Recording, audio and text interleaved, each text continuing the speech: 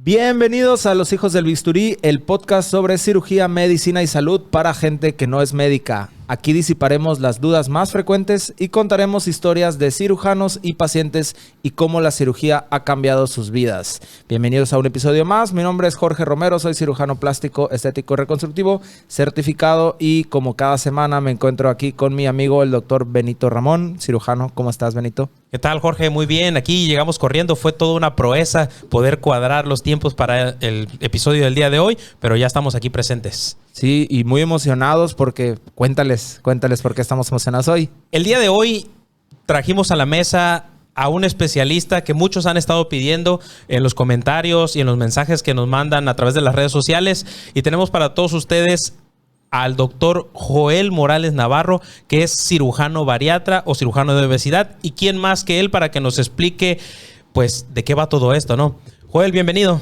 Muchas gracias a los dos por la invitación. Realmente me siento bien contento y pues no soy el mejor hablando, pero les prometo que voy a hacer lo mejor posible. Aquí traemos a la mesa a los mejores, a los que la mueven. Entonces, pues bueno, Joel, platícanos.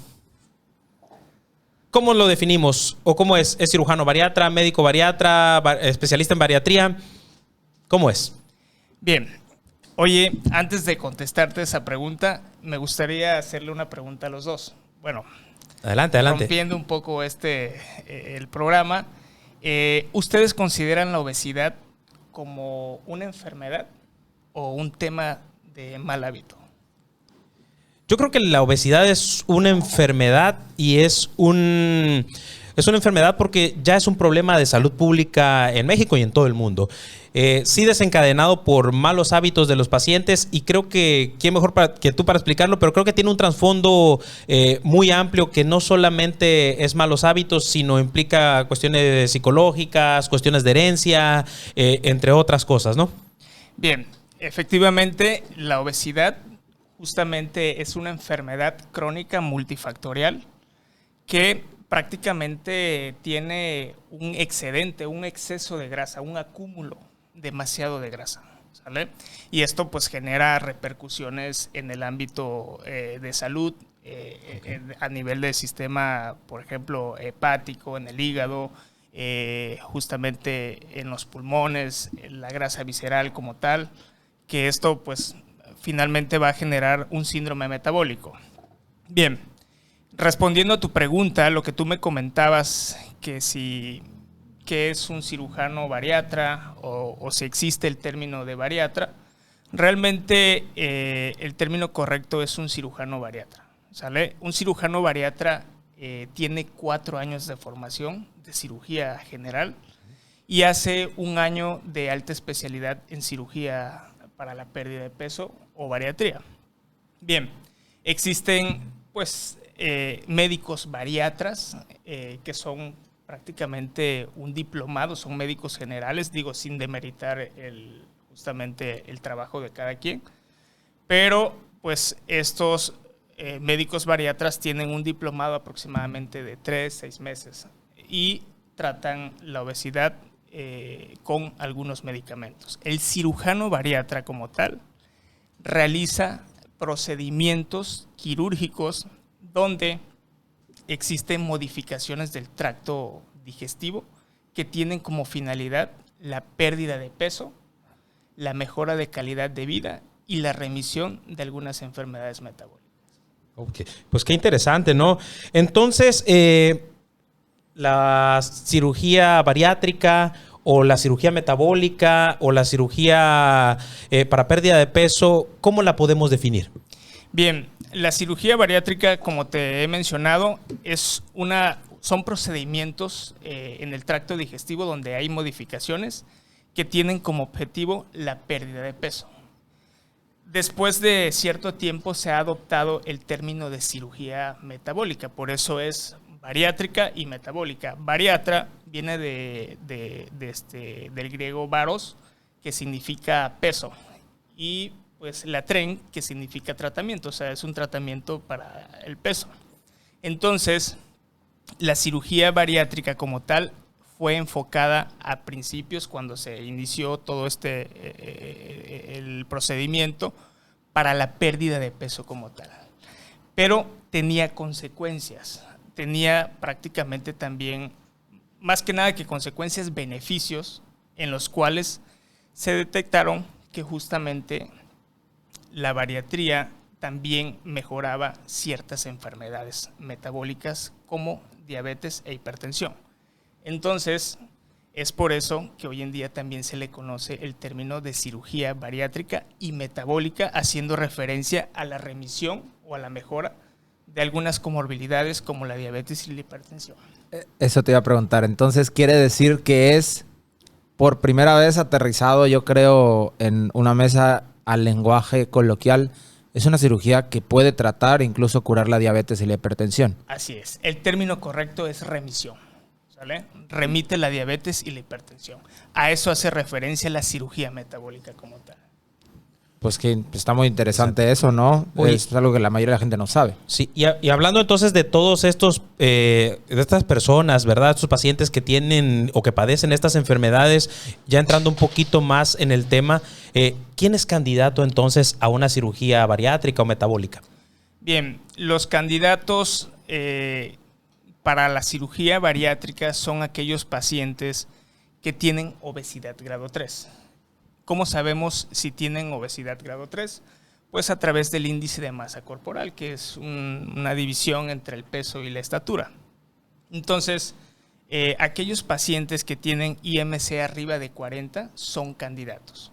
Esto estaba descrito desde hace 20 años.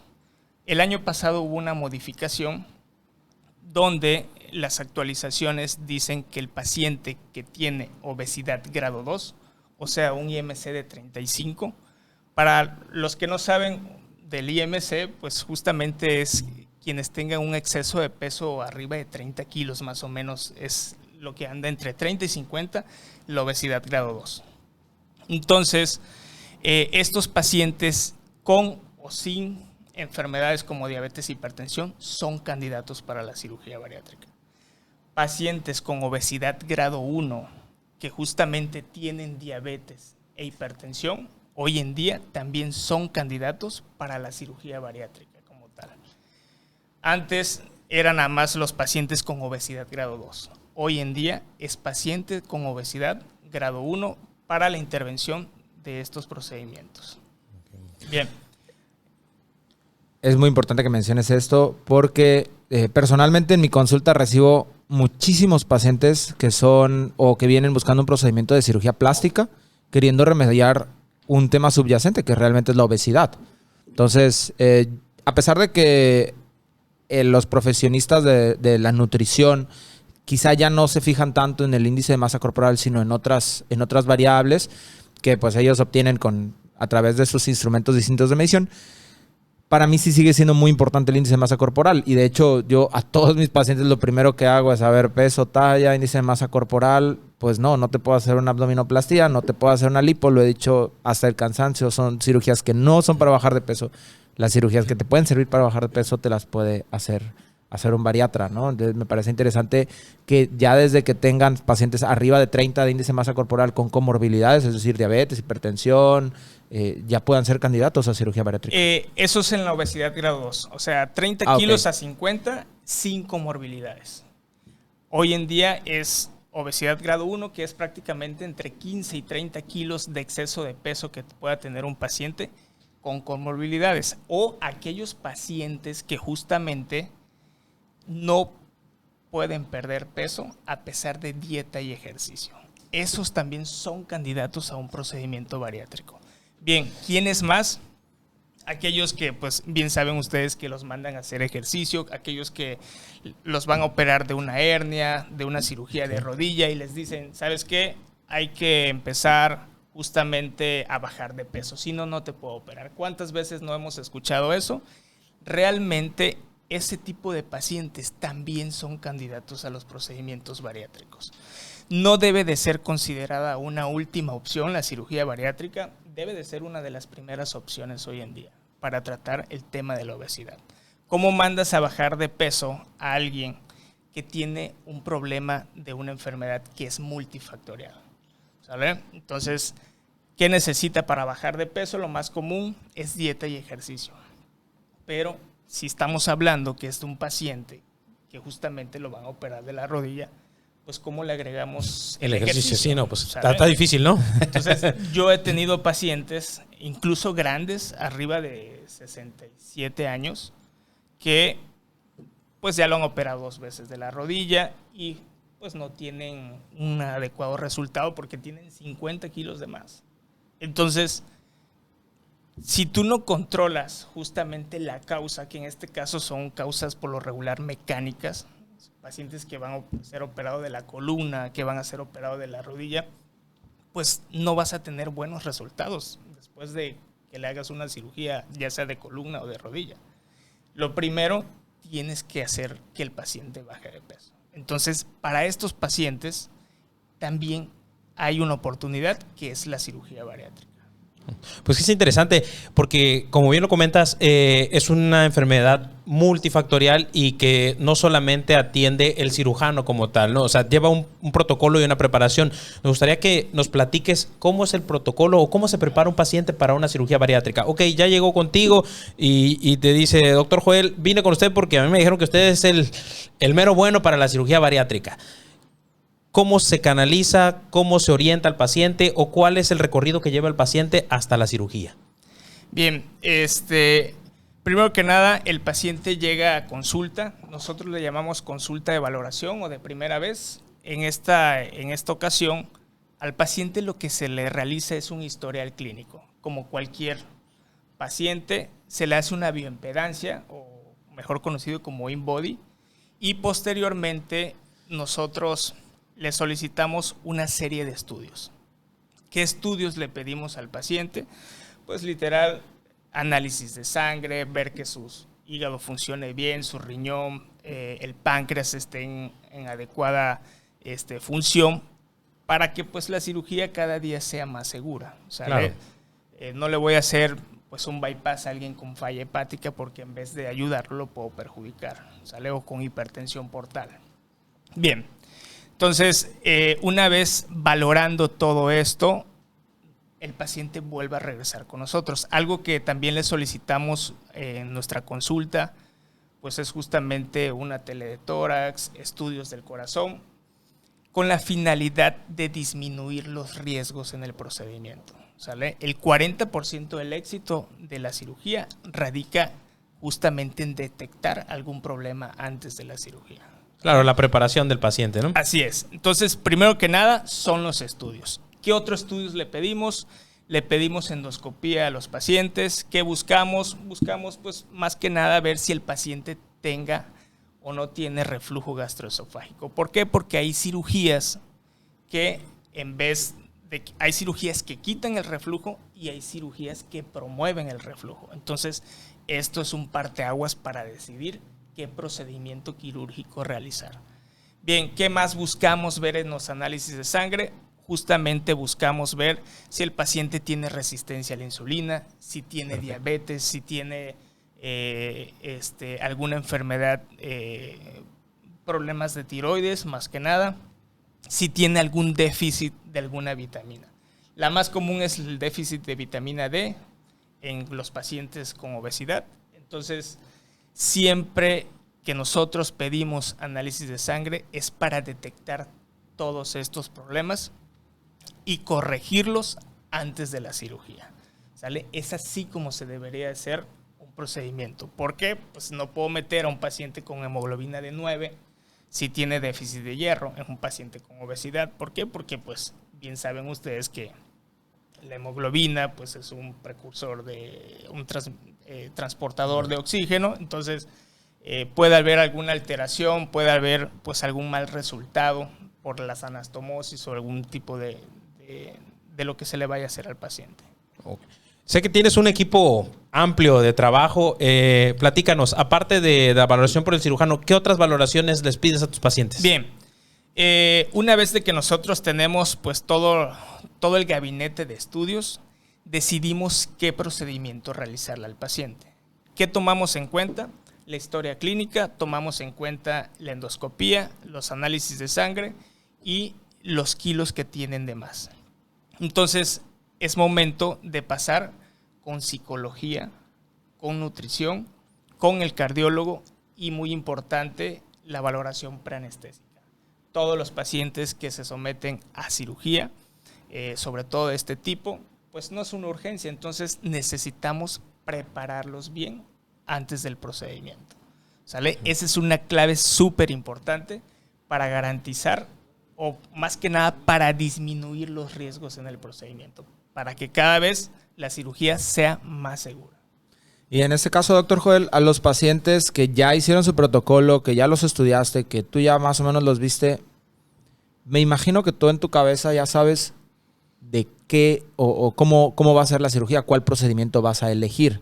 Pero ¿qué pasa con aquellos pacientes que llegan y te dicen, no, pues yo vengo por una manga gástrica o yo vengo por alguna otra cosa? O sea, tú platícanos cómo manejas eso y más o menos con qué frecuencia haces una u otra cirugía. Bien, la manga gástrica es una cirugía la más realizada en todo el mundo. Digo, no hay tanta alteración, solo tiene un aspecto restrictivo y aparentemente no hay mala absorción. ¿Sale? Solo un 70% no se absorbe, un 30% sí se absorbe en cuanto a los nutrientes. Entonces, mucha gente tiene tendencia a realizarse manga. Los gringos se hacen mangas a diestra y siniestra. Entonces, ¿por qué? Porque lo consideran prácticamente un procedimiento que no va a perjudicar su vida cotidiana. Entonces, bien, nosotros lo que hacemos es, una vez hecho todos los estudios, yo, o sea, sin conflicto de interés, no es porque yo sepa hacer mangas, no es porque me salga mejor el bypass, no es por esto, yo les ofrezco el procedimiento que el paciente necesita. ¿Vale? Hay pacientes que yo de plano les digo, ¿sabes qué? Lo tuyo es un bypass en Y de Rux, porque tienes reflujo, tienes obesidad. No te puedo ofrecer una manga porque en vez de ayudarte te voy a perjudicar. Le va a dar más reflujo. Exactamente. La manga es una cirugía reflujogénica. Entonces, con todos los aspectos clínicos, resultados de exámenes, yo decido qué procedimiento realizarla. Obviamente, quien finalmente tiene la decisión es el paciente. Entonces, hay pacientes que, como pueden ser nada más para una cirugía, pueden ser candidatos para todos los procedimientos. Entonces, ya eso es cuestión de platicarlo directamente con cada paciente. Oye, y por ejemplo, ¿cuántos tipos de cirugía bariátrica o cirugía de obesidad existen? O sea, ¿qué tipos de procedimientos? Platícanos. Bien, existen procedimientos restrictivos, malabsortivos y mixtos, o sea, la combinación de ambos. Sinceramente, los restrictivos puede ser la manga gástrica, puede ser la banda gástrica. Ojo, que no se confunda la manga con la banda, son procedimientos completamente diferentes.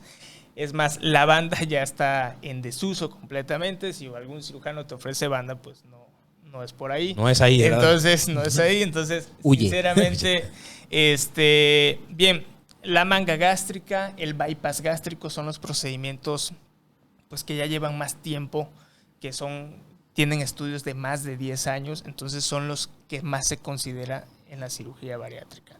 Existen otros procedimientos nuevos que la verdad que la tendencia yo creo que va para allá, justamente es la bipartición intestinal. Esto tiene el estímulo ileal. Finalmente la cirugía no nada más funciona por lo restrictivo ni por la mala absorción, sino por algo que se llama estimulación ileal. Que ahí intervienen diferentes teorías como la de las incretinas, los GLP-1.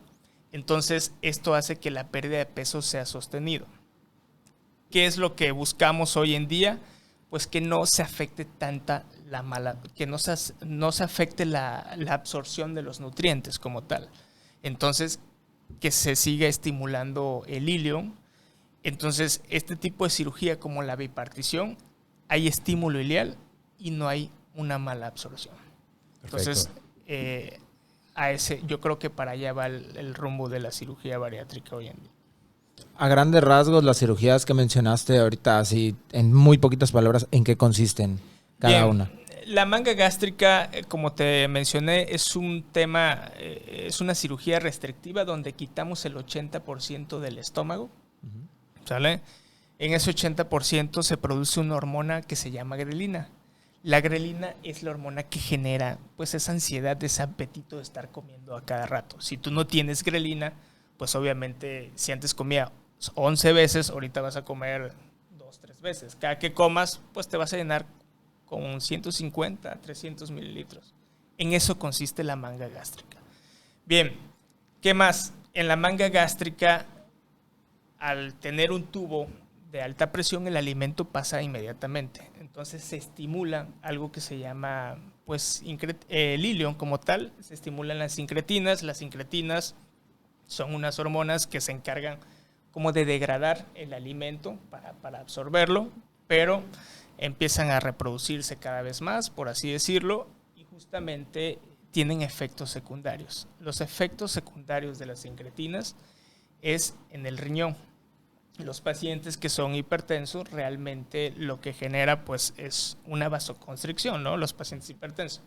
Las incretinas actúan a nivel del glomérulo, hacen una vasodilatación generalizada.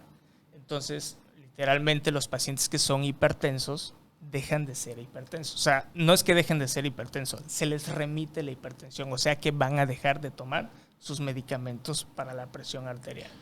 ¿Vale? Okay, eso es un efecto secundario de Es un efecto secundario. Ese es el efecto metabólico. Ah, perfecto, ¿no? Pues qué bien, qué interesante, ¿no? Porque es como el Viagra, ¿no? Que se creó para una cosa y de repente... Así es. Vaya, le encuentran otro uso y es muy importante, ¿no? Porque a final de cuentas, como quien dice, estás matando 2 pájaros de un solo tiro, ¿no? O 3, ¿no? Así es. Puedes matar muchos pájaros de un solo tiro. ¿Qué otra cosa tiene efecto estas incretinas? Justamente en el hígado. Los pacientes que tienen hígado graso finalmente se convierten en pacientes cirróticos y luego en cáncer, ¿no? Esa es como la tendencia.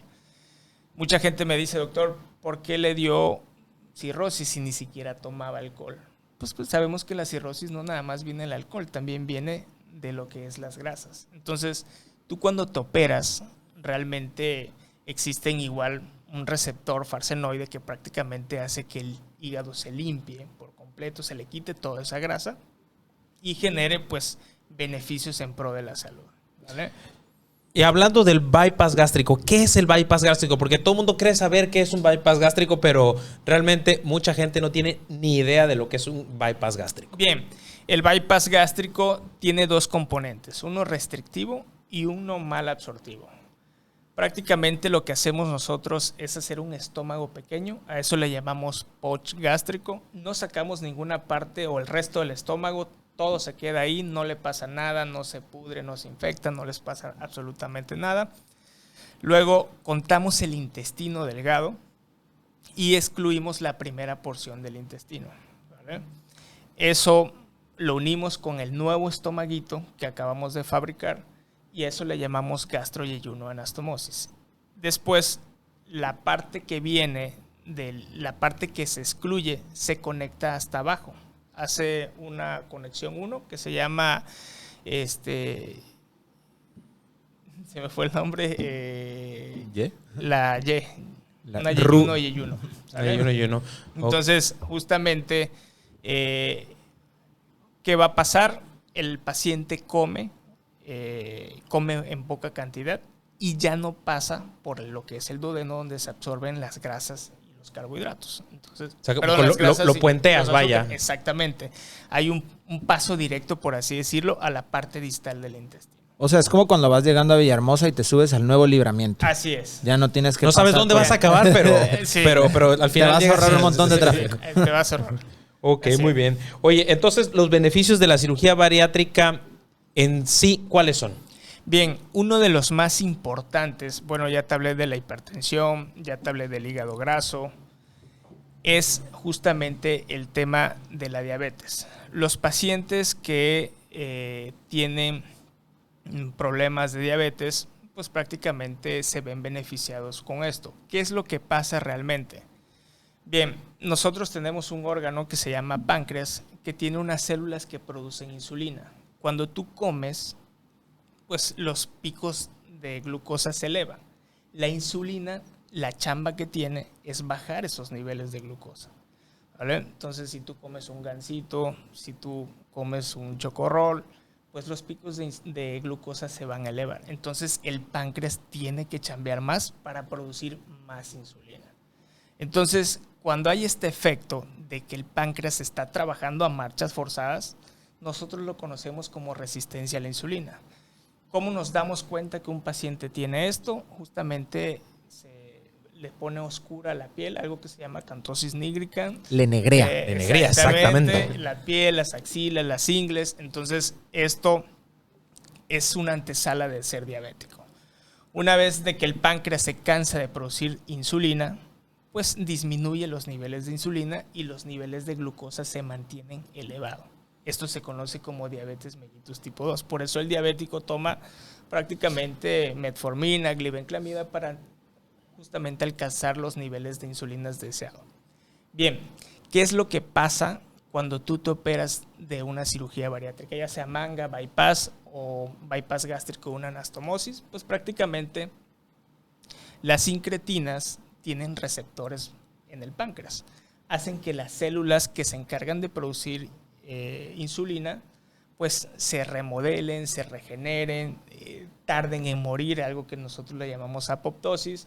Entonces, por ende, van a producir insulina de mayor calidad y de mayor cantidad. Sin necesidad de medicamento, hay un 80%, un 70-80% de que la azúcar o la diabetes pues se logre remitir o controlar con este procedimiento sin necesidad de tomar y el paciente deja de tomar sus medicamentos. Deja de tomar glibenclamida, deja de tomar metformina. Obviamente hay criterios para decidir a qué pacientes le va a ir mejor. Pacientes menos de 5 años con diabetes, aquellos que no toman tantos medicamentos o incluso que no se inyecten insulina, pues a esos son los que les va a ir mucho mejor con este procedimiento. Pero definitivamente todos mejoran.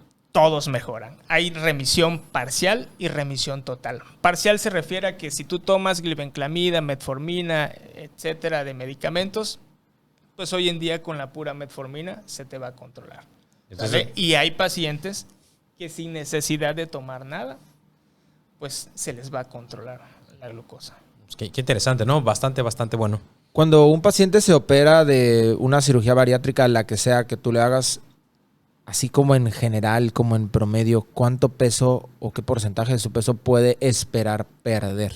Bien, normalmente para considerar una cirugía exitosa, tiene que perder el 50% del exceso de peso durante el primer año de su cirugía. ¿Sale? Si no lo pierde, pues no se considera una cirugía exitosa. ¿Sale? ¿Cuántos no van a llegar a perder este peso? Un 3%. Un 3% de los pacientes, le hagamos lo que le hagamos, cirugía, mangas, bypass, derivación, switch duodenal, lo que sea que se le tenga que hacer al paciente, no van a perder peso. Realmente se desconoce la causa, aparentemente pues esto es algo ya más genético como tal. Entonces ese 3% no va a perder peso, un 7% va a requerir como una ayudadita después de la cirugía bariátrica. Entonces, ¿a qué me refiero? Que pueda requerir otra cirugía o incluso algún tratamiento o un medicamento como tal.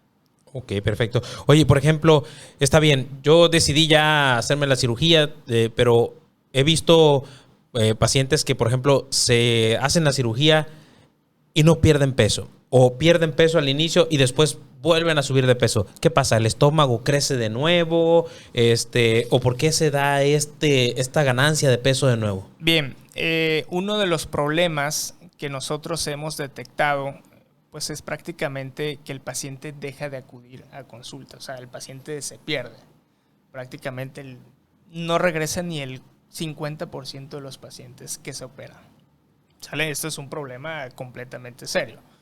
Bien, ¿por qué reganan peso los pacientes? Como te mencioné, es un tema multifactorial. Por lo tanto, necesita ser tratado por un equipo multidisciplinario. O sea, el paciente una vez operado necesita tener seguimiento con psicología y nutrición. Okay. ¿Sale? Antes de operar un paciente, nosotros tenemos que hacer conciencia en el paciente de que tiene que modificar ciertos hábitos alimenticios. No todo es la cirugía. Quien les diga, ¿sabes qué? Te vas a operar y con esto vas a bajar de peso, está completamente equivocado. Realmente no existe un tratamiento definitivo para la obesidad. Existe la cirugía bariátrica y esto está justamente acompañado de psicología, de nutrición, está acompañado de un equipo multidisciplinario. No es nada más la cirugía bariátrica, ¿saben? Entonces, esto puede generar, si tú no tienes un adecuado control, o sea, que si tú comes de más, imagínate, tú estás comiendo, no sé, medio taco, por así decirlo. Luego, tu impulso te lleva a comer un taco más, luego un taco y medio más. Pues a lo mejor si tú tienes una manga gástrica, que finalmente el estómago es un músculo, pues este músculo va a ir creciendo. A lo mejor no regresa a su tamaño normal, pero sí va a tener una capacidad en la cual va a degradar el alimento y se va a absorber la mayoría en el duodeno. Si antes se absorbía un 30%, ahorita que puede que se absorba un 60-70%. Entonces ahí viene la reganancia de peso de un paciente. Entonces al paciente pues hay que dejar justamente en claro que no es nada más operarse por operarse. Es prácticamente el paciente tiene que tener una responsabilidad de sus hábitos como tal y esto es aproximadamente un 60%. Un 40% lo va a hacer la cirugía. No todo es el caballo, acuérdense que también es el jinete. Qué interesante, ¿no? Sí. Y estos pacientes que mencionabas que están, por ejemplo, en ese 3% que igual y no van a bajar de peso o no van a llegar a la meta de lo que esperabas, ¿se pueden poner igual de obesos o hasta más obesos que antes de operarse? Sí se puede. Si el paciente no tiene el sumo cuidado, si no tiene el seguimiento adecuado, puede reganar de peso. O sea, se considera reganancia de peso si el paciente tiene un 25% de lo que ya había perdido. No sé si me expliqué. Sí. O sea, que por decir, bajó 20 kilos Ajá. y de repente subió 5. Así es. No somos buenos con las matemáticas los médicos, pero hay más o menos. Sí, así es. Bueno, por ejemplo, el paciente decide operarse y pasa por todo el protocolo y llega el día de su cirugía. Platícanos cómo es. Llego, me interno, cuánto dura la cirugía, qué tiempo me voy a quedar internado, duele, no duele. Bueno, platícanos. Bien, primero que nada, una vez ya de que tenemos todos los estudios, las valoraciones y ya todos le dieron palomita verde, pues ya hablamos de algo que nosotros le llamamos un periodo de dieta, que es una dieta preoperatoria, que tiene la finalidad de bajar el 10% del exceso de peso.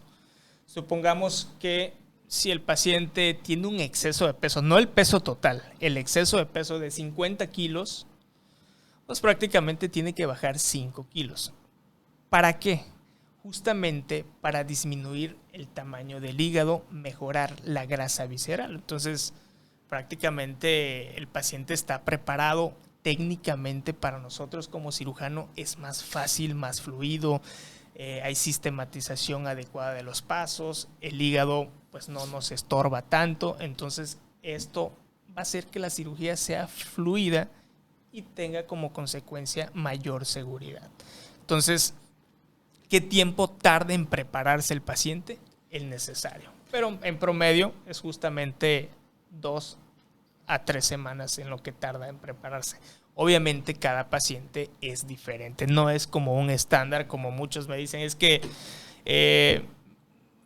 ¿por qué me estás mandando a un mes de cirugía si justamente me han dicho que me puedo preparar en 15 días? Pues bueno, si necesitas suplementación, pues obviamente si tienes Helicobacter pylori, obviamente tengo que erradicar primero ese tratamiento y esto se puede aplazar. Pero si es nada más alguien sano, supongamos que nada más necesita bajar de peso y no tiene algunas otras enfermedades, se prepara bien en 15 días. Bien, una vez de que el paciente se prepara, nosotros lo volvemos a pesar para tener en cuenta. La báscula no engaña. O sea, me podrán decir que hacen dietas, pero yo un día antes de la cirugía los vuelvo a pesar. Y esto pues es como para mí siempre una moneda al aire. Porque hay pacientes Tramposos, mañosos. Que no sé si es que o sea, no me han comprendido completamente que esto es para su seguridad. Entonces, a veces no bajan de peso los pacientes. Y digo, con todo el dolor, pues les tengo que decir, te voy a retrasar la cirugía.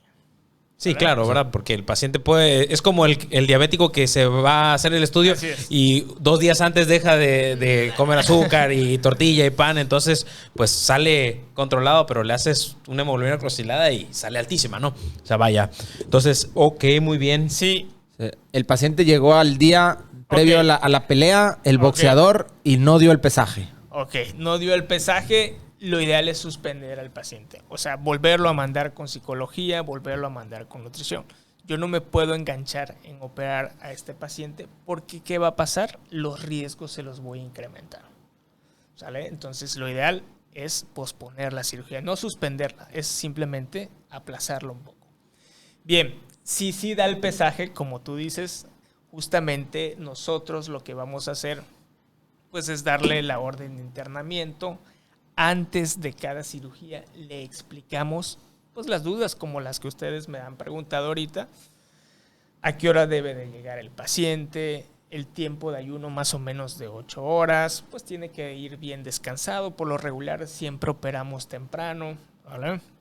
Entonces, una vez de que se le dan las indicaciones, se le explica bien cómo es el proceso en cuanto a lo quirúrgico, lo que va a vivir nada más en el hospital, posteriormente se le entregan todas esas indicaciones. Al día siguiente el paciente llega, se interna, tarda el proceso como 1 hora de internamiento y justamente lo pasamos al área de quirófano. En el área de quirófano el paciente va a ver demasiada gente, ¿sale? ¿Por qué demasiada gente? Pues porque justamente la cirugía bariátrica se considera como alta especialidad. Entonces, no es que lo diga yo ni que lo esté inventando, pues lo ideal es que sea hecha también por demás cirujanos bariatras. O sea, no soy nada más yo, también me acompañan un equipo de bariatras. Todos los bariatras que estamos ahí tenemos una certificación, tenemos una alta especialidad y prácticamente esto es como, pues bien saben ustedes, es un aval que, ¿cómo le pudiéramos decir? Alguna organización nos da el resultado de que estamos aptos para hacer este procedimiento. Bien, contamos justamente con 1 o 2 anestesiólogos, ambos pues con el entrenamiento en este tipo de cirugías y realmente una vez de que llega el paciente se les da informe al familiar, pasa al área de quirófano, es donde te digo que ya entra con todo el montón de gente. Nosotros hay gente encargada de armar los equipos, de armar prácticamente todo el material que se necesita para este tipo de cirugías. El procedimiento dura aproximadamente 2 horas, 2 horas y media, dependiendo de lo que se tenga que hacer. Entonces, una vez de que termine la cirugía, pues realmente el paciente pasa a un área de recuperación donde está 2 horas y posteriormente pasa a su habitación ya despierto, consciente, como si nada, ¿sale? Normalmente siempre me preguntan si se van a quedar en ayuno mucho tiempo. La respuesta es no. En las nuevas guías, a las 4 o 5 horas después del procedimiento le damos líquido, a pesar de que hacemos anastomosis, hacemos cortes en los estómagos, bueno, hacemos uniones, por así decirlo, y hacemos cortes. Entonces realmente cada día la cirugía pues se considera justamente cirugía segura, es mucho más segura que a veces operarse de la vesícula, de una hernia, y pues el tiempo de hospitalización es aproximadamente de 24 horas. Una vez de que el paciente pasa a su habitación, mi equipo se encarga de enseñarlos a realizar ejercicios respiratorios con un inspirómetro incentivo, después que se paren a caminar, después de que tomen líquidos. Y pues esas son las tareas que tiene que hacer el paciente. Hacer ejercicios respiratorios, caminar y tomar líquido. Esto lo tiene que hacer por lo menos, bueno, el tiempo que esté ahí, no hay cantidad de límites. Y en la noche el paciente esa misma noche se queda a dormir en el hospital y al día siguiente por la mañana se da de alta. Es súper rápido, ¿no? O sea, Sí, uno es una uno cirugía pensaría ambulatoria. que tendría que quedarse a veces, no sé, 1 o 2 días en ayuno y de ahí ir viendo, ¿no? Así Vaya, es. y creo que también esto es la ventaja de la cirugía de mínima invasión, ¿no? O sea, vaya, Claro. que cada vez los procedimientos van siendo menos invasivos, van siendo menos agresivos con el paciente y eso permite una recuperación casi inmediata. Sí, bien, qué bueno que lo comentas. Todos estos procedimientos, a pesar de que son cirugías mayores, se realizan por mínima invasión. Hacemos 3 incisiones de 1 centímetro y 2 incisiones de medio centímetros. Metemos una camarita y pues ya bien sea que vayamos a hacer una manga, un bypass o cualquier otro procedimiento bariátrico que tenga indicado el paciente. La ventaja de hacerlo por esto es que la recuperación es súper rápida. O sea, si tú operas a un paciente a las 48 horas, ya el paciente se está incorporando a su actividad. Obviamente si no va a cargar cosas como muy pesadas, pero si es alguien que se dedica a dar clases, si es alguien que es médico, pues puede estar en sus actividades al segundo día después de su cirugía como tal. Qué interesante, ¿no? Y en estos casos que los pacientes, bueno, ya se operaron y todo, a mí me ha tocado verlos que los dejan tomando un juguito o algo así, o sea, y tardan tiempo en poder empezar a comer sólido. ¿En todos los casos es así o hay casos que a los 3-4 días ya coman sólidos? No, realmente el paciente tiene que hacer una dieta después de la cirugía. No es una dieta para toda la vida como mucha gente piensa. El objetivo de la dieta es escalonar la consistencia del alimento. Obviamente si tú tienes una unión en el intestino, pues no le vas a dar un pan al día siguiente porque se puede abrir estas uniones, entonces tiene que ir siendo escalonada. Lo primero que toma el paciente es líquido, esto lo toma como de aproximadamente 3 días, que es literal puro té. Posteriormente toma líquidos completos, que es como la sensación o el aspecto como el yogur bebible. ¿Vale? Muchos me dirán, oye, pero ¿qué me va a pasar? O sea, no puedo estar 7 días con líquidos. Pues realmente el paciente no va a ser como antes de su cirugía. O sea, antes de su cirugía sí le sufre el paciente, sí batalla con la dieta. Pero después, como ya vamos a quitar la grelina, todo lo contrario, nosotros tenemos que estarle recordando al paciente que tiene que tomar líquido porque de plano se les olvida. O sea, no tienen ese apetito. Ese apetito, ¿verdad? El impulso, ¿no? Entonces, exactamente. Obviamente esto lo van recuperando conforme el tiempo. Pero prácticamente son como de 10 días a 14 días de líquidos claros y líquidos completos. Posteriormente se le escala la dieta a dieta en papilla. Es el puré como el Gerber, más o menos esa consistencia. Y esto lo hace por 2 semanas. Después de esas 2 semanas viene una dieta que se llama en picados finos. Es una dieta pues normal, pero bien picadita. Ya son cosas un poquito más blandas. Y por último la dieta normal. A partir de ahí nosotros al paciente lo tenemos que ver. Pues obviamente a la semana de operado, al mes de operado, a los 3 meses de operado, a los 6 meses de operado, al año de operado. En el segundo año lo vemos cada 6 meses. Y en el tercer año, a partir del tercer año, lo vemos por lo menos una vez al año. ¿Vale? Es el seguimiento que debe de tener cada paciente. Ok, pues qué interesante. Oye, Joel, y aquí siempre en esta mesa siempre preguntamos o siempre hablamos de las cosas que nadie quiere hablar. Y que es importante porque es lo que los pacientes o que las personas quieren saber.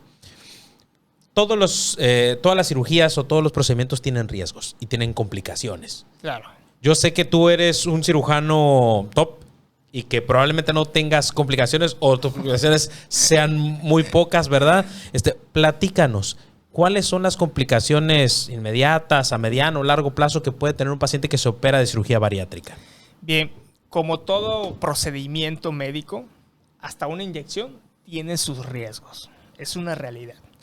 Me gustaría decirle a cada paciente que veo en consulta, ¿sabes qué? Opérate conmigo, no te va a pasar nada. Pero pues no soy ni Dios ni un ser supremo para decirle eso. Siempre tenemos que dejar en claro los riesgos. Es bonito hablar de las cosas padres, o sea, de los buenos resultados. Pero todo mundo tiene miedo de hablar de los riesgos. Afortunadamente, los riesgos hoy en día de la cirugía bariátrica son mínimos. Bien, se dividen en tempranos y en tardíos. A los que le tenemos miedo cualquier cirujano son a los riesgos, a las complicaciones tempranas, ¿vale? Que son los sangrados y las fugas. Es el coco de cada cirujano. O sea, tú no me vas a dejar engañar. Claro. Haces una anastomosis y los primeros 10 días las pasas mal. O sea, estás con ese pendiente. Claro, realmente. Entonces, esto, ¿cuánto puede durar? Aproximadamente 15 días. Es el riesgo de que algo pueda pasar justamente después de una conexión, después de una unión, por así decirlo. Bien, ¿cuál es el porcentaje en lo que se pueda presentar un sangrado o una fuga? Que son las cosas que sí pueden comprometer a un paciente, que sí pueden poner en riesgo la salud de un paciente, pues afortunadamente es menos del 1%. Obviamente, ¿qué hace más pequeño este porcentaje? Justamente, pues uno, que como ustedes me podrán decir, que esto operes los plásticos, ¿no? Con cirujanos plásticos certificados, en su caso ustedes, en el caso de nosotros, cirujanos bariátricos certificados. 2, que tengas un equipo multidisciplinario. 3, que obviamente no haya ningún conflicto de interés con alguna cirugía, o sea, que tú ofrezcas varios procedimientos como tal. 4, la adecuada preparación de un paciente, y pues esto va a hacer que los riesgos disminuyan. Entre más estudios tenga un paciente para meterse a una cirugía, pues obviamente más posibilidad de detectar algún riesgo como tal. Entonces, el riesgo se disminuye, ¿vale? Entonces, el riesgo feo, que yo así le llamo, pues es menos del 1%, ¿vale? Que son los sangrados y las fugas. Hay complicaciones. Las complicaciones tardías, pues ya son aquellas que se presentan después de este proceso. ¿Y cuáles son las más comunes? La reganancia de peso es una complicación. 2, en el caso de la manga, el reflujo gastroesofágico. En el caso de los bypasses, puede haber desnutrición. O sea, si el paciente no se suplementa adecuadamente, que eso pues ahorita también se los voy a comentar, pues evidentemente puede tener una alteración, se le baja la hemoglobina, déficit de hierro, etc. ¿Vale? ¿Qué otra situación puede pasar? Algo que nosotros le llamamos hernias internas. Afortunadamente ahorita se cierran los espacios cuando se hace un bypass. Esto solo pasa en los bypasses. Y los riesgos, el porcentaje de que esto se pueda presentar también es muy mínimo. Otra cosa muy frecuente que vemos después de un bypass es el síndrome de dumping, que es justamente el paciente que come mucho azúcar, pues presenta como una sensación como de muerte inminente, como que si se desmayara, se siente mal, le puede generar náusea, cólico, etc. Entonces, esto solito se le pasa al paciente. Bueno, yo lo veo como un jaloncito de oreja, ¿no? Entonces, no tiene por qué pasar, ¿sale? Pues se supone que tiene que disminuir la cantidad. En el pecado está la penitencia. Exactamente. Sí, entonces, claro.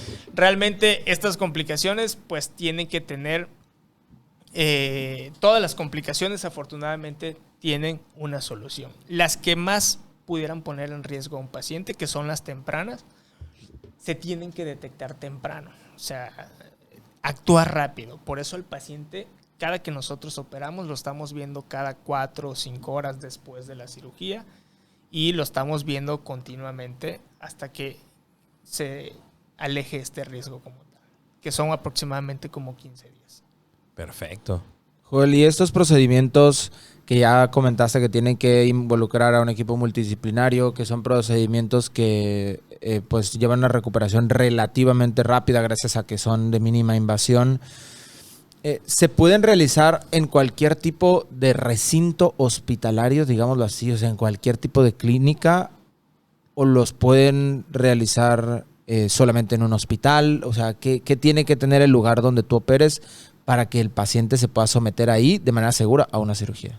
Bien, bueno, ese es un punto muy importante para que la cirugía sea cada vez más segura. Pues como les decía yo, tener los estudios, completar pues todos los gabinetes, tener buena preparación del paciente, tener todas las valoraciones necesarias. Bien, pues obviamente el hospital donde se tiene que operar esta cirugía tiene que tener de todo, ¿sale? Tener de todo no significa que se vaya a utilizar, pero tiene que tener gabinetes de análisis de sangre, tiene que tener estudios de imagen, tiene que tener una terapia intensiva y una recuperación. Si el hospital cumple con estas 4 cosas, es viable operar al paciente ahí. Obviamente son hospitales también certificados, donde significa que son hospitales aptos para realizar este procedimiento como tal. Entonces, ¿por qué? Porque hay una mesa especial, porque están los dispositivos especiales. No es lo mismo operar con una televisión de los años 90 con una 4K que puedes detectar muchas cosas. Claro, la resolución de la imagen es... Exactamente. Todo se hace por laparoscopía. Para lo que los pacientes que no, o la gente que no sabe qué es laparoscopía, pues son procedimientos que se realizan a través de alguna pantalla por mínima invasión, a incisiones pequeñas. Entonces yo no estoy viendo el órgano como tal, sino estamos viendo una pantalla. Entonces no es lo mismo ver una pantalla de los 90 a ver una pantalla con alta resolución, ¿vale? Entonces en eso se basa pues prácticamente la seguridad también del paciente. Entonces el paciente tiene que ser operado en un hospital que tenga todos estos requisitos, o sea, estudios de gabinete, análisis de sangre, estudios de imagen, un buen quirófanos amplios, que tengan mesas amplias, que tengan pues este acondicionamiento para operar pacientes con obesidad severa, o sea, que tengan cubículos especiales, una mesa especial, ¿vale? Asientos especiales también. Claro, ¿vale? para que aguanten al paciente. No lo vas a poner en cualquier mesa, ¿no? Se te cae el paciente y es una catástrofe. Todo esto también porque, por ejemplo, ahorita está muy de moda. Mira, la salud no tiene precio, eso lo sabemos. Y como lo hemos dicho siempre aquí en esta mesa, hay ciertas cirugías que no son cirugías baratas. O sea, a veces vemos en las redes sociales, ahorita que viene, no sé, el Buen Fin y que viene la Navidad y sale el cirujano ahí con su gorrito navideño y te hacemos un paquete para que te hagas una manga gástrica o un bypass, no sé, 50,000 pesos. Es irreal, ¿no? O sea, es un precio donde seguramente te van a operar en un lugar donde en la mañana en esta mesa, no sé, venden tamales y en la tarde lo hacen un quirófano. Vaya, son lugares que no son seguros. Y obviamente por ese precio no van a utilizar la tecnología que te ofrece una seguridad para que tu procedimiento pues sea todo un éxito, ¿no? Sí, bien, yo siempre les comento a los pacientes que, vaya, operarse hasta en esta mesa lo podemos operar, ¿vale? Pero bien, es como el ejemplo del carro. O sea, digo, a mí me gustan mucho los Volkswagen. Entonces, un Volkswagen modelo 60 prácticamente va a tener la misma función que un carro 2023, una gama alta, ¿no?, de vehículos. Los dos te van a llevar al trabajo, te llevan y te traen perfectamente, ¿vale? Pero ¿qué pasaría si ocurre un siniestro? Realmente tienes más posibilidades de librarla en un carro de gama alta, donde tienes frenos ABS, bolsas de aire, etcétera, ¿vale? Que librarla de un Volkswagen, que a mí me gustan, pero pues evidentemente no tienen estos mecanismos de seguridad, claro. Entonces, es mejor operarse en un hospital que tenga todo, es mejor tenerlo y no necesitarlo, que necesitarlo y no tenerlo. O sea, ante alguna circunstancia, ¿de qué me sirve entrar 3, 4 cirujanos bariatras, todo el equipo completo? Pero si no tengo las herramientas, no voy a poder resolver la situación, ¿sale? Entonces, por eso es importante operarse en hospitales seguros como tal. Qué interesante, ¿no? Oye, y por ejemplo, me interesa saber por tu opinión. Últimamente estaba viendo que está cada vez más en boga, por ejemplo, la manga gástrica endoscópica, que hacen procedimientos bariátricos a través de endoscopía. ¿Qué piensas o qué opinas acerca de esto? Bien, la verdad que son procedimientos nuevos que se están empezando a hacer. No hay estudios a largo plazo que justifiquen esto. La verdad que uno de los principios de la cirugía bariátrica es eliminar la grelina. En este caso no se elimina. Entonces ahí entra un conflicto totalmente de interés. Realmente, pues habría que esperar resultados a largo plazo para saber si efectivamente es viable un procedimiento como este. En lo particular, no los realizo, no le encuentro tanto el sentido como tal, pero obviamente si más adelante se ven los resultados, pues tendría que verse como una opción. Pero de momento yo creo que no es como lo indicado para someterse a esto, ¿sale?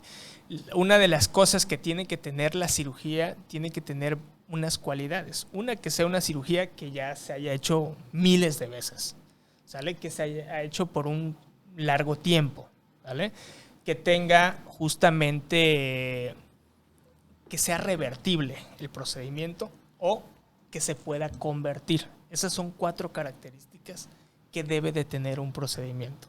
Y esas características las cumple la manga y las cumplen los bypasses, ¿vale? Entonces, hoy por hoy, siguen siendo el gold estándar para tratar este problema.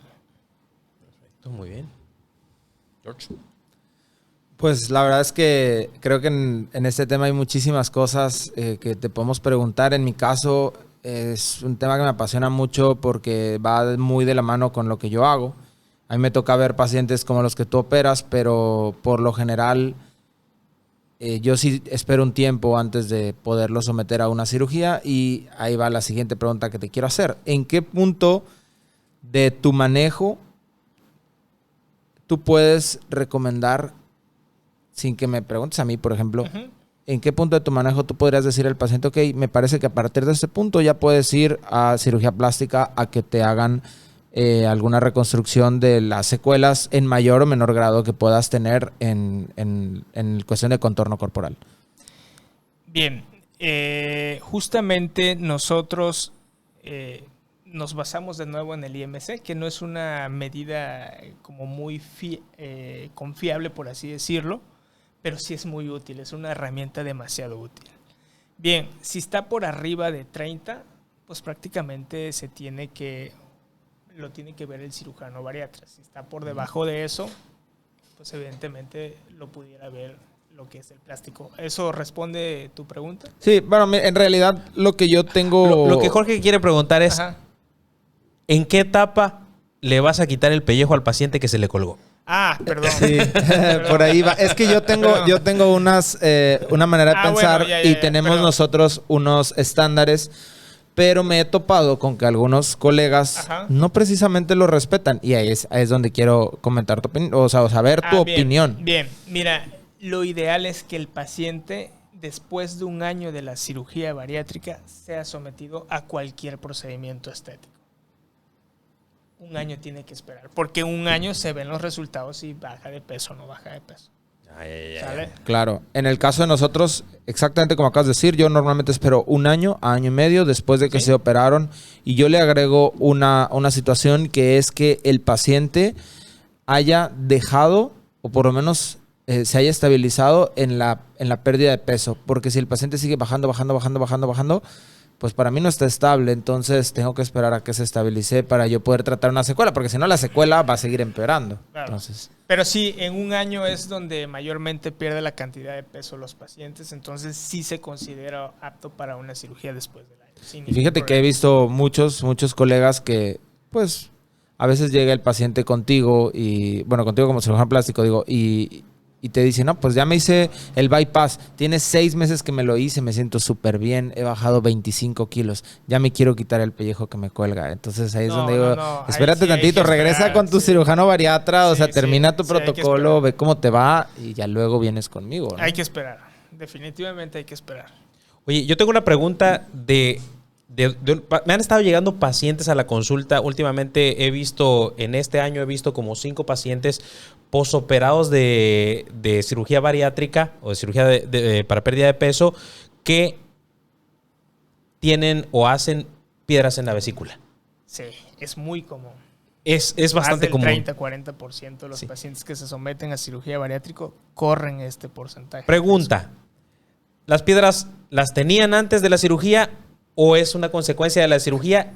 ¿Hay que quitarle al paciente la vesícula durante la cirugía? Platícanos. Bueno, ya nos vamos a meter en problemas ahí. No, pues hay que decirlo, vaya. Mira, la verdad que si tiene piedras, justamente para eso es el protocolo. Para eso se le pide un estudio de gabinete, se les pide ultrasonido, se les pide una serie de situación. El historial clínico también es muy importante. Entonces, vaya, sinceramente, si las tiene, es porque no la detectaron, ¿no? Pero bien, hay otra cosa muy importante. La pérdida de peso de forma rápida genera piedras, ¿sale? Entonces, aunque tú no tengas piedras, a mí me ha tocado ver pacientes que a los 6 meses pueden presentar cuadros de colelitiasis como tal. Estos pacientes tienen que someterse a un procedimiento de forma inmediata. Vaya, no es como una urgencia, pero sí tiene que ser a la brevedad. ¿Por qué? Porque si tiene un bypass gástrico este paciente, pues imagínate, le da una coledocolitiasis, que es justamente que esta piedra migre a un conducto. Es una complicación de la... Exactamente. Entonces, hacerle, imagínate, una CEPRE a alguien que tenga bypass es imposible. Entonces, realmente son los retos que tiene que tener uno como cirujano, tiene que tener uno ese tacto de detectarlo inmediatamente y de resolverlo para evitar una complicación como una colangitis. Una vez que la piedra brinque al conducto, pues la colangitis es mortal. Entonces, obviamente, el paciente tiene que ser evaluado inmediatamente y tratado. La única forma de tratar a estos pacientes es operándolo de nuevo, ¿sale? Para quitar las piedras. Si el paciente ya tiene las piedras, pues ¿para qué se las dejas? Quítaselas. Quítale la vesícula. Se puede quitar la vesícula y se puede realizar la cirugía bariátrica en el momento. Es cosa que hacemos muy frecuente. Rutinariamente, vaya. O sea, yo sí realmente... Hay gente que dice que no, hay grupos bariátricos que dicen que no, que hasta que tengan cólicos, pero sinceramente, si ya los tengo ahí, pues ¿para ya qué te estoy esperas? con el paciente. Lo ideal es primero abordar la vesícula. Digo, no vaya a ser que por desgracia ocurra una disrupción de vía biliar, entonces luego ya... ¿Cómo reparamos? Ya la sí, ya no la puedo pasar para allá, ¿verdad? Entonces, eso sí es una buena pregunta. ¿Qué haces primero? Pues, obviamente, esto pues ya es para cirujanos. Como tal, aparte ¿no? que con un cirujano experto como tú, pues bueno, sobra decirlo, ¿no? Joel, nos encantaría seguir platicando todo esto. Lamentablemente el tiempo no nos da para tanto, pero me gustaría que nos dejes tus impresiones o qué te interesa que la gente sepa acerca del bypass, como un resumen. O bueno, no del bypass, sino de la cirugía bariátrica. Ajá. Bien, pues prácticamente las recomendaciones que yo le haría a un paciente antes de someterse a una cirugía bariátrica es que pues tenga justamente el tiempo de investigar el equipo multidisciplinario, el cirujano bariatra, o sea, que sea certificado prácticamente. 2, que tenga un equipo multidisciplinario. 3, que obviamente no nada más te quiera vender una manga gástrica, no nada más te quiera vender un bypass gástrico, no nada más te quiera vender un solo procedimiento. O sea, tiene que tener opciones de tratamiento, ¿sale? Entonces, es una recomendación que yo le doy a los pacientes.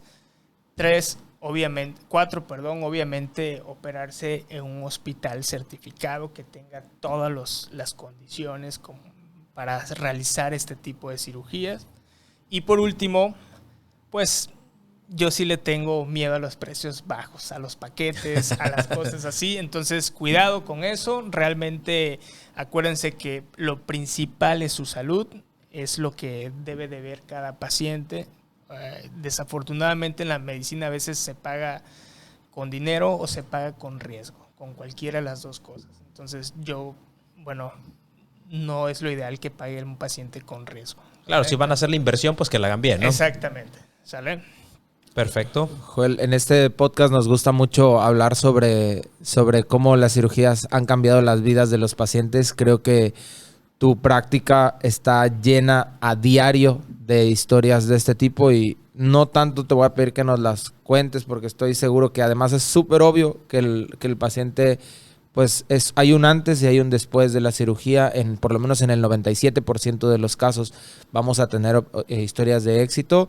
Y pues nada, felicitarte por tener una labor que sea tan incisiva en la vida de las personas y agradecerte que hayas estado aquí en nuestro podcast.